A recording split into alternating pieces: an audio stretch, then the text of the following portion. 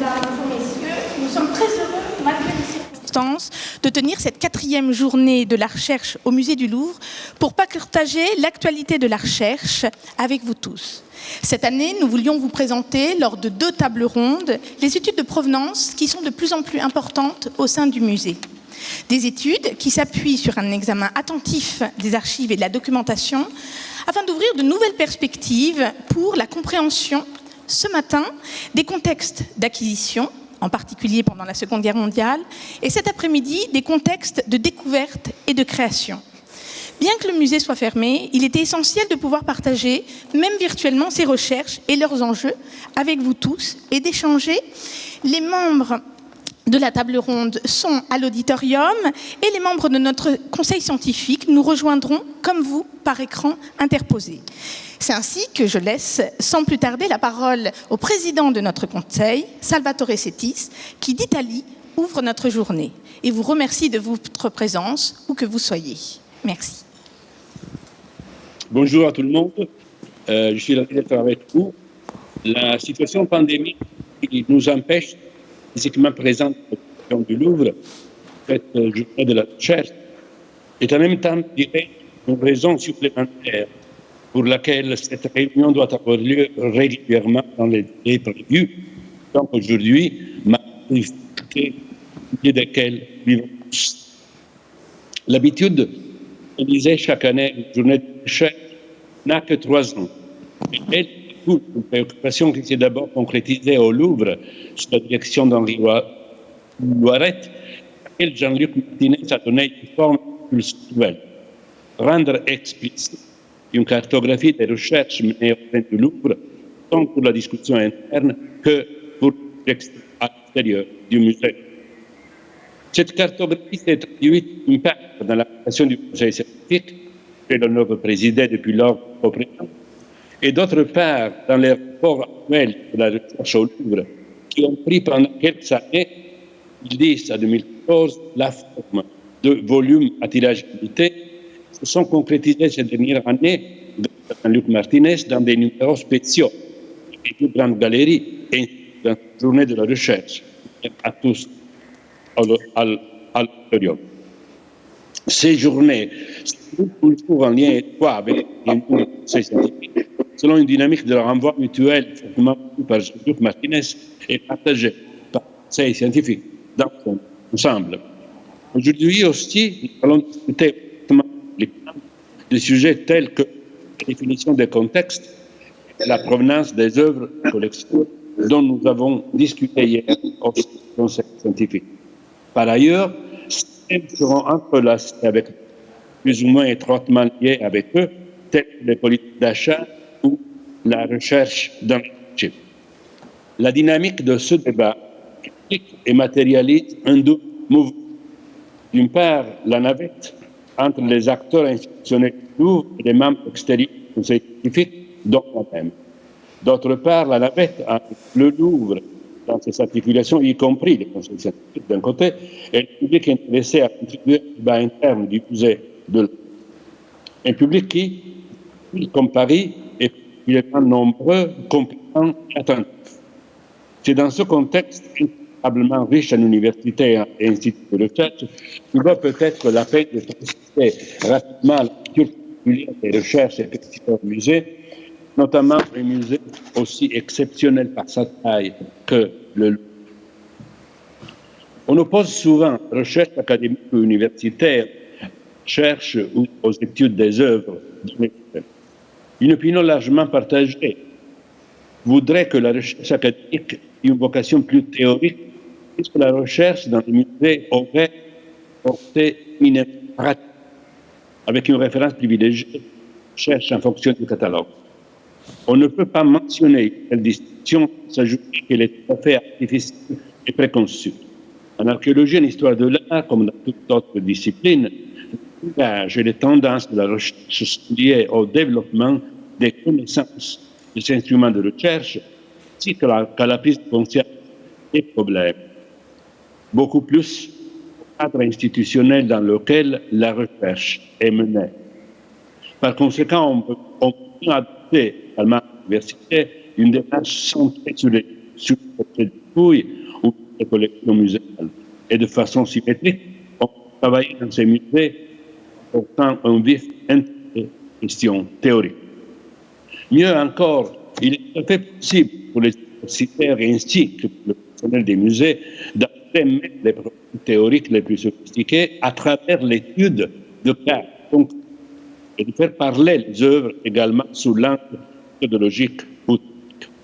Reste toutefois une différence de taille, car la recherche des musées est souvent liée par de conservation, les installations, les expositions à venir ou à publier.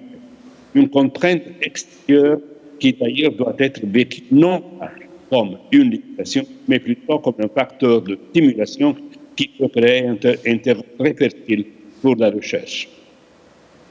Je trouve utile de mentionner dans le cadre de cette introduction un point qui est au cœur de discussions souvent passionnantes lors des réunions du Conseil scientifique, à savoir la stratégie pour identifier, encourager ou créer un conducteur entre les divers projets de recherche, qui sont des centaines, menés par de nombreux acteurs, tout en préservant nécessairement, dans certaines mesures, l'indépendance et l'autonomie de chacun. C'est une question qui se pose avec une urgence et une ampleur incroyable. Plus que tout autre musée, le Louvre, par ses dimensions, la richesse, la qualité de ses collections, la fréquentation et surtout l'histoire unique, a une responsabilité particulière. C'est le musée monde par excellence. Tout ce qui s'y passe cite immédiatement une époque planétaire. Il faut bien avoir à l'esprit que, sans forcément vouloir, le Louvre finit toujours par avoir valeur d'exemple. Je cite volontiers à ce propos le célèbre film francophonien par Alexandre Sakourov, 15, où le Louvre a le rôle de point de vue privilégié pour réfléchir dans une dimension tout à fait planétaire sur la signification de la mémoire culturelle, mais les événements historiques de la Seconde Guerre mondiale à un futur dystopique, imaginaire. C'est pourquoi au Louvre, les politiques de la recherche doivent penser dans l'objectif de servir sa vocation historique, du musée monde ou du modèle. La constellation de projets, de tendances et d'espoirs qui forment la trame du travail quotidien mené intensément au Louvre est trop large et trop complexe qu'il est possible d'en offrir une vue panoramique à une journée comme celle que nous vivons aujourd'hui. Mais chacune de ces journées entend en offrir un champion, un éventail, limité mais représentatif, en proposant non seulement comme objet d'information, mais aussi de discussion, dans la conviction que le débat et la pluralité des opinions peuvent agir comme un levain, clencher encourager, voir ce que j'aimerais définir la choralité potentielle. En parlant de communication chorale, je ne me réfère seulement aux technologies de l'information, mais principalement à l'esprit d'une intercommunication entre les départements eux-mêmes et entre les de recherche qui se déroulent. Ce matin, on va commencer par une table ronde sur les acquisitions du Louvre de 1933 à 1940, animée par Bénédicte Savoie et Annick Lentz. Il s'agit là d'une problématique importante ainsi que difficile, présentée par Colac, Gwenaël G, Vincent Delussin et Béatrice Lovic, dont les propos seront consacrés aux acquisitions effectuées pendant les années de guerre. On sera étonné de découvrir ou constater ont été nombreux et importants malgré les conditions difficiles, notamment pendant la période d'occupation allemande, que Sakourov, dans son film, mentionne également à travers les dialogues entre le directeur du Louvre de cette époque, Jacques Roja, officier supérieur de la Wehrmacht, qui était un historien de l'art d'ailleurs, Franziskus Wolf. Mais il est particulièrement important que la transparence soit totale, notamment en ce qui concerne l'achat de biens confisqués aux Juifs, en raison des lois sur la discrimination raciale. Dans l'après-midi, on aura une table ronde double, animée par Stéphane Berger et Sophie G. La première partie porte sur le contexte découverte, et la deuxième sur le contexte de création. Quant au contexte de découverte, l'éventail des exemples s'étendra du corpus d'Estelle Louvre et mot avec des questions de provenance et d'origine aux fouilles de Derby, Insevic, à partir des explorations voulues par le prince Marc-Antonio Borghese, étude pionnière de Visconti, jusqu'aux fouilles du Louvre en cours dans le même site. Dans une autre étude de cas, pas des lieux des fouilles au Sérapéon de Saqqara, Elisabeth David, totalement renouvelés par la découverte d'un régime complet de fouilles, des fouilles de Mariette, au milieu du 19e. Enfin, Vivien Chat, par sur le site même du Louvre et des Tuileries, lui-même un contexte archéologique, l'orientation risque de rester fragmentaire, mais elle ne le sera pas à ses recherches. On passera ensuite au contexte de création, c'est-à-dire les foyers artistiques. Anne Labourdette nous parle des textiles de l'ordre du Saint-Esprit du XVIIIe.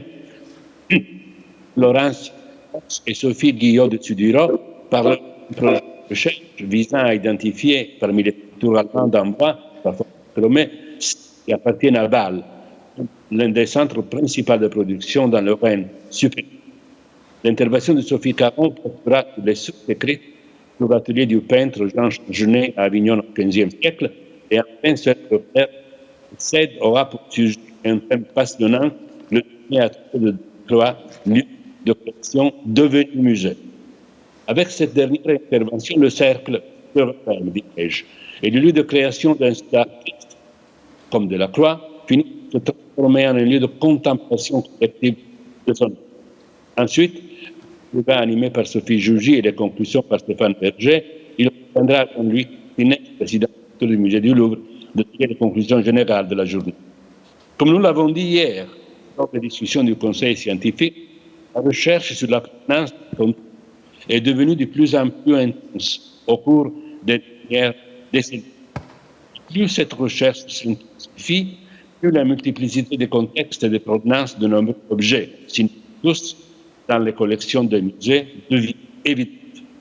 En passant de l'un à l'autre, de ces contextes, œuvres, créent ou déclenchent autour de soi une sorte de relation nécessairement intertextuelle entre les différents contextes.